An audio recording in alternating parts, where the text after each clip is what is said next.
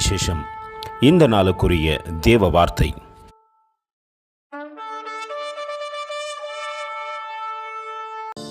And I say unto you, ask and it shall be given you, seek and ye shall find, knock and it shall be opened unto you.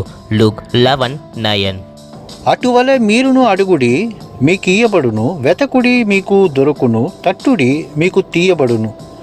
లూకాసు వార్త 11:9. மேலும் நான் உங்களுக்கு சொல்லுகிறதாவது, கேளுங்கள் அப்பொழுது உங்களுக்கு கொடுக்கப்படும், தேடுங்கள் அப்பொழுது கண்டடைவீர்கள், தட்டுங்கள் அப்பொழுது உங்களுக்கு திறக்கப்படும்.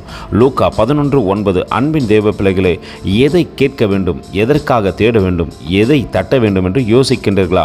எந்த மனிதன் தன் செவிகளை திறந்து தேவனுடைய வார்த்தையை கேட்கின்றானோ அந்த மனிதன் வேதத்தை திறந்து நிச்சயமாய் தன் மீது வைத்திருக்கிற தரிசனத்தை தேட வேண்டும்.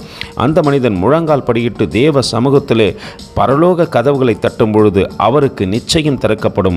தேவன் சொல்லுகின்றார், வானத்தின் பலகணிகளை திறந்து இடம் கொள்ளா மட்டும் உன்னை நிரப்புவேன் என்று சொல்லி பூமிக்குரிய சகல ஆசீர்வாதங்களையும் கொடுக்க தேவன் வல்லவராய் இருக்கிறார். நாம் கேட்டு தேடி நிச்சயமாய் தட்டுவோமானால் திறக்கப்படும். கர்த்தர் தாமே உங்களை ஆசீர்வதிப்பாராக. ஆமென். எங்களோடு கூட இணைந்து ஊழியம் செய்ய விரும்பினால் இந்த வார்த்தைகளை மற்றவர்களுக்கும் பகிர்ந்து கொடுங்கள். இது ராஜ்யத்தின் சுவிசேஷம். Thank you for watching. God bless you.